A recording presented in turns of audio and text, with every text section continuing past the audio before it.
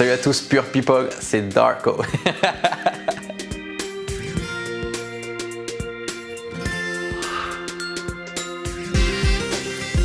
Maëva Maëva, bon, elle était partie, mais Maëva. Et de ceux qui restaient, je dirais Sarah ou Julien. Voilà. Ouais. C'était pas flagrant, oui, mais je l'ai vu. Mais ouais, sinon, Maëva. Maëva nous l'a dit. Maëva un petit peu, mais bon, en même temps, elle faisait que de manger de la Nutella toute la journée avec les autres filles. C'est pas évident.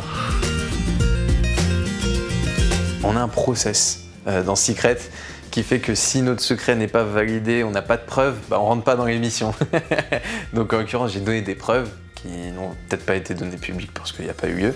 Mais voilà, c'est le directeur des sports du jeu vidéo auquel j'étais pro qui a envoyé un mail en disant que je faisais partie des meilleurs joueurs européens lorsque j'étais pro gamer. Donc en 2011 et 2012, j'ai fait partie des meilleurs joueurs européens du jeu World of Warcraft. Et ça s'est avéré, il y a des images et tout, enfin voilà. Après c'est vrai que star mondial de l'e-sport, bon c'est un petit peu embelli en effet, mais c'est voilà, c'est en fait j'étais en quelque sorte champion de jeu World of Warcraft. D'accord. Et dans ce jeu, tout le monde me connaît. Non, je l'ai eu au téléphone tout à l'heure. Donc tout est arrangé. J'ai voulu l'appeler pour le rassurer vraiment, lui dire qu'il n'a aucun souci à se faire, ni de mon côté, ni de celui d'Anaïs. C'est important pour moi. Anaïs, je lui ai toujours dit que je lui manquerais jamais de respect par rapport à son extérieur, que je tenterais jamais rien. On faisait notre jeu de séduction, mais on savait que ça n'allait mener à rien. C'est juste que voilà, nous ça nous amusait, ça nous faisait du bien aussi. Et c'était important quand même que je le dise à son copain. Oui, on a fait des petits trucs marrants où on se donnait des petits conseils. C'était marrant, mais ça va, j'ai pas trop besoin de conseils de la part de Vincent. J'ai eu du mal avec son comportement. Récemment, j'ai eu l'impression que vraiment il se cachait tout le temps derrière les personnes, qu'il était souvent avec les personnes avec le plus grand nombre, avec la facilité, et qui se cachait beaucoup derrière cela, et encore plus avec les anciens qui étaient là pour le soutenir. Ça m'a vraiment dérangé, c'est que j'avais tout le monde contre moi, et surtout lui, et surtout tout le monde derrière lui contre moi. J'en pouvais plus, qui ne voit peut-être pas son vrai visage, une personne qui se cache, qui n'ose pas dire les choses pour ne pas se mettre des gens à dos. Ça m'a beaucoup dérangé cette semaine, donc pour moi je voulais le voir dans le sas à côté de moi. Il se mouille jamais, il se mouille beaucoup dans ses missions, mais c'est des missions.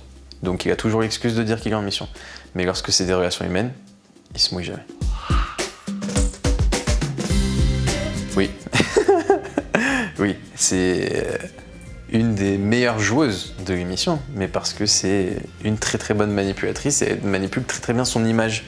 Elle arrive à vraiment se faire passer pour une victime, puis autre chose.